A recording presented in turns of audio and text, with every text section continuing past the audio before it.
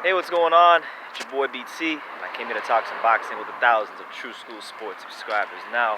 Right now we're getting some fresh air because there's only but so long you can stay in your house in quarantine. So decided to step out, get some fresh air. We're roaming the streets of North Miami, here in South Florida. I got my buttoned up shirt nice and open so we can feel the breeze. But in this video right here, I wanted to address a question that I commonly get in my comments. When I talk about Canelo Alvarez, and that question is, BT, why are you a Canelo hater? Why do you not like Canelo? Why don't you rate him as highly as the other boxing publications and people out there in the world? And it's quite simple. Now, before I get into that, what I want to say is I didn't always hate Canelo. I never really hated him for a long period of time, and I never really liked him for a long period of time. He was just there. I was kind of indifferent towards him, and I just watched his fights. For many years. For many years. It wasn't until 2018 where I really began to dislike Canelo, and it all started when he tested positive for Clenbuterol. Now I'm gonna tell you why that spawned everything. Why it kind of made me not like Canelo. Number one, when he got suspended for Clenbuterol, he agreed to get a six month suspension retroactive to when he tested positive, meaning that basically he tested positive, I believe it was in March or April of 2018, and or February, I forgot when it was, but he got a 6 month suspension, and he really wasn't even drug tested. He wasn't drug tested for the second Golovkin fight until about maybe a month or two, about a month before the fight began. So basically what that means is he could take whatever he wanted, cycle it off before the Golovkin rematch, and there would be no repercussions. There would be no ways to detect what happened because he had all the time to cycle it off. You see what I'm saying? So that's one reason. Number two was, that same year, so he tested positive for Clenbuterol in March or April of 2018. And then in the latter stages of that year, that's when DAZN launched, and DAZN was looking to obviously make a big play as far as subscribers and as far as viewership and things of that nature. So they brought Canelo on, and they rewarded him with the biggest contract in boxing history. And to me, I don't think that's I think because it happened in such a short period of time. He tests positive in April or March, whatever it was, 2018. He gets rewarded around December, November-ish of 2018. So he gets rewarded with the biggest contract in boxing history for being a cheater, for being a known cheater. And I don't think that's a good message to send to the younger fighters. So any fighter who tests positive for PEDs sends Canelo, whether it be a Jarrell Miller or whoever it may be. You can't really get mad at them because they see Canelo, who's the face of boxing. He's getting away with it, and he's getting the money, and nothing's really happened to him. There's no repercussions. There's no no true consequences for what he did. So you can't get mad at anybody who tests positive for PEDs. So him getting away with that is it has had a ripple effect on the whole entire sport. So that's number two.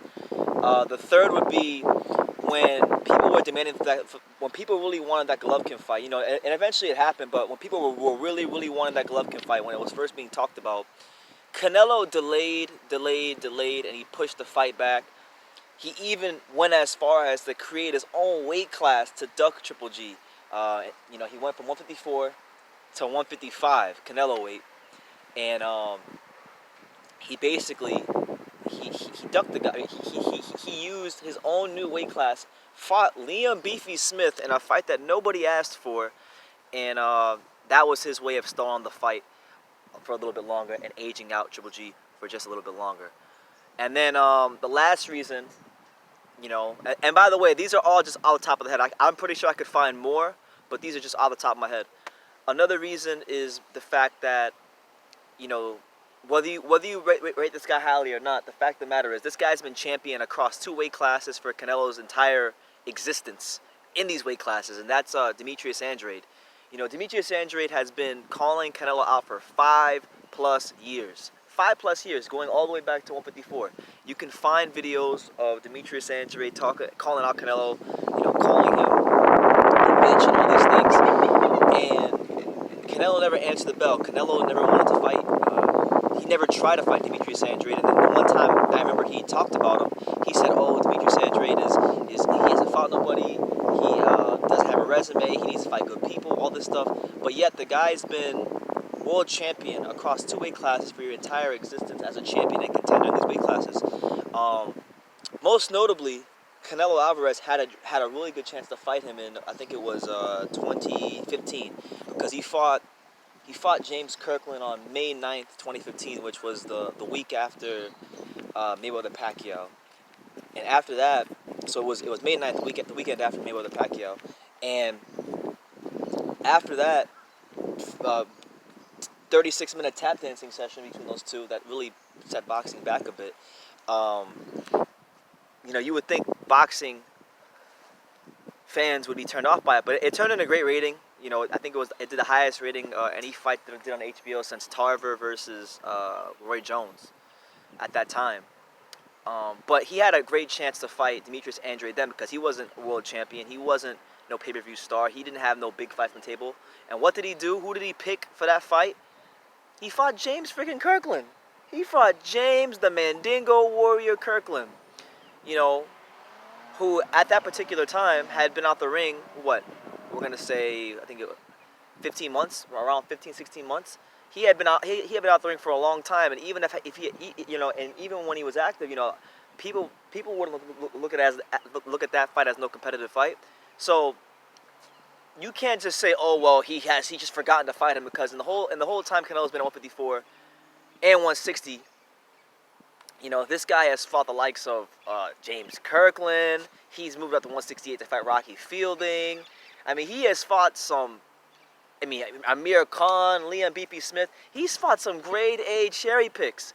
And it really frustrates me because I call these things out just objectively. I mean, I've grown to really not like the guy because I think he's bad for the sport. But I call these things out objectively, and people say that I'm a hater. But this is the reality of the matter. Okay, if Demetrius Andrade isn't that good, then why didn't he fight him when he fought Kirkland? When he fought, May of 2015, when he fought Kirkland, would have been the most ideal time to fight Demetrius Andrade, because he was just coming off that fight against Erislandy Lara, and Erislandy Lara, much like Andrade is a slick southpaw with good boxing skills. Slick southpaw, good boxing skills. Canelo obviously had trouble against Lara, and since he fought Lara, and this is just reality. If you don't believe me, go on his box record, just go look. Since he fought Lara, there have been no slick southpaws on his resume. He's fought no slick southpaws, so I think he just doesn't like that style, and that's fair enough. He doesn't like that style. Boo Boo's not a big draw. He's not a big name, so if you don't got to fight him, if you're not pressured to fight him, why fight him? But listen, I'm a boxing fan. I want to see the best fight the best. If a fighter is good enough and has earned the opportunity to fight the big names in boxing, then he should do that. Then he should be afforded that chance. And Demetrius Andrade should be fighting the Canelos of the world, because he's been calling him up for 5 years, and he's been world champion across 2 weight classes for about the last half decade. So I don't know what it's gonna take, but all in all, the reason I don't like Canelo is the fact that he just represents everything I hate about boxing. Like everything the things I don't like about boxing, or not boxing the sport, but boxing the business. He represents all of them. Entitlements, being a diva, not fighting certain opposition because you think you're too big of a name, or that your crap doesn't stink. It's these kind of attitudes that ruin our sport. And when I call them out, I'm just calling it out for what it is. It's him ducking. It's him micromanaging his career, and it's his prerogative. It's his career. But I can't put him up there with the other great Mexican fighters of yesteryear, like the Salvador Sanchez's and the Miguel Cantos and the Moraleses and the Barreras and people like that, because these guys fought on all comers. These guys fought on all comers. They wanted to fight the best. Canelo, to me, he's a diva. And honestly, like, if you want to add a fifth reason, I think his star power. Even his star power is extremely overrated. I mean, the guy fought on two Mayweather pay-per-view undercards, on the Cotto versus Mayweather undercard and the Mayweather versus Mosley undercard. He fought on 2 of those undercards, right? He did 2.2 million pay-per-view buys for Floyd Mayweather. Then he did, what was it, about 3 or 4 pay-per-views? Or no, he had 6 pay-per-view fights until he touched 1 million pay-per-view buys again. So, because he fought Angulo, Lara, Khan, Liam Smith, and a couple other ones I can't remember right now. But he had about 5 or 6 pay-per-view fights before he even touched a million pay-per-view buys again, and it took him fighting Chavez Jr. to do it. So how big and how great is this star power that everyone talks about?